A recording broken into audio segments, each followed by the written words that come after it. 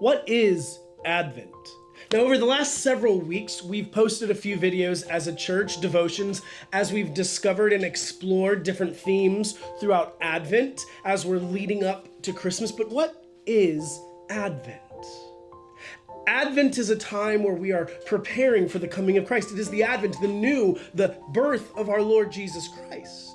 But Advent is this period of waiting, this period of expectation, this period of preparation. Advent is the 4 weeks leading up to Christmas. In the church, in traditional church services, in our church, we have an Advent wreath, and we light a candle each week. The 4 candles represent peace, hope, joy, and love. And the white candle in the middle is the Christ child candle, which represents all 4 of those: hope, joy, peace, and love.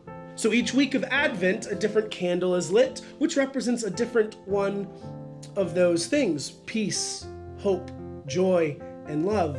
Because we remember that the Christmas season, that the Christ child being born represents for us hope, joy, peace, and love.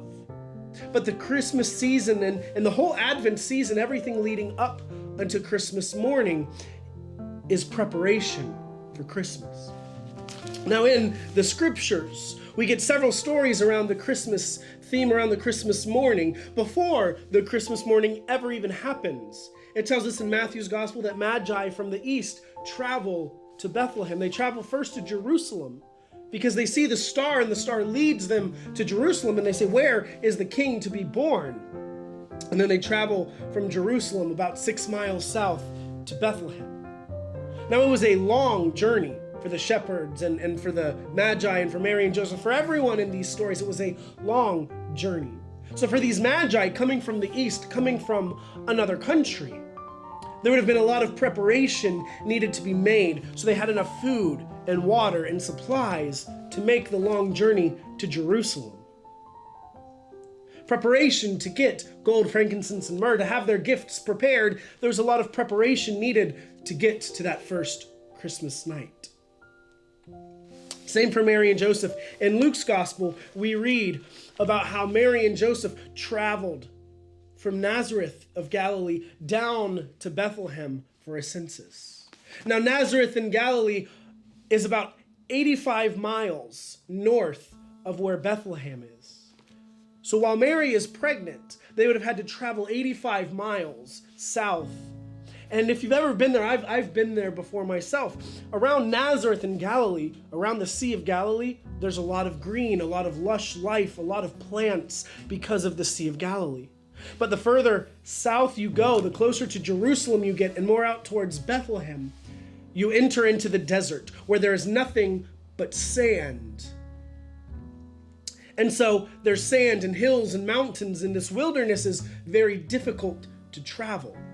So in order for Mary and Joseph to travel 85 miles south from Nazareth down to Bethlehem, there would have been a lot of preparations that needed to be made. Preparations for food, for water, for figuring out where they would stay and lodge, what groups they were traveling with, whether it was with family or other people from Nazareth. There would have been a lot of preparations needed to be made to prepare for this journey down to Bethlehem, to prepare for the child to be born. Also, when they got there and they were staying and they found lodging, they would have had to prepare the manger and prepare the stable so that she could give birth and have a place to place her child. While shepherds were watching their flocks by night, the angel appears to them. Now, it's likely that if they were watching their flocks by night, it was likely they were probably taking turns. Who would watch the sheep and who would sleep? Who would stay up to watch for wolves and other predators who tried to eat the sheep, while the rest would get to take a chance to rest and to sleep. So it's quite possible that when the shepherds left to go see the child that had been born, it's very possible that they left behind one or some of the shepherds to watch the sheep. Or perhaps maybe they brought them with them, but I don't know that it's as likely that they would have brought all the sheep with them. So they also would have had to make preparations to go see the child and to be there for the birth of Christ. In order to go there, they would have had to make preparations for who was going to stay with the sheep. Throughout the Christmas story, we see different people and groups making preparations, preparing themselves for the birth of the Christ child. So for us, as we celebrate Advent, we also see it as a time to prepare for the Christ to be born, prepare for Christmas. And we don't mean just, do you have all your presents purchased? Is the tree decorated? Is the house ready? Has Santa come and delivered the presents for the kids? Is everything ready for Christmas morning? No, it's also, how is your heart being prepared to receive the Christ child? We believe Advent is both two parts. There is the one part preparing for the child to be born on Christmas. And the other part is preparing ourselves for the return of Christ, for Christ to be in our hearts and in our lives, but also that we would be prepared for the return of Christ.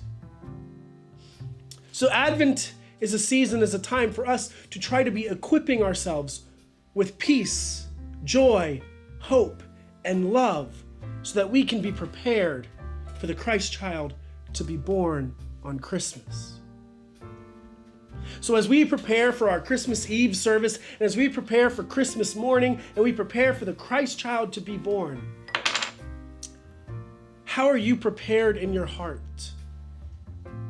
How are you ready for the Christ child to be born? How have you been working this Advent so that your heart is filled with hope and joy and peace and love? And how are you remembering that the Christ child represents hope, joy, peace, and love? Advent is a season of preparation, of getting ready for the child to be born. So prepare yourself. Get ready for the Christ child to be born. Merry Christmas. Thank you for joining and watching with us this morning. And I can't wait to see you for our Christmas Eve service and for our Christmas morning service. God bless and Merry Christmas.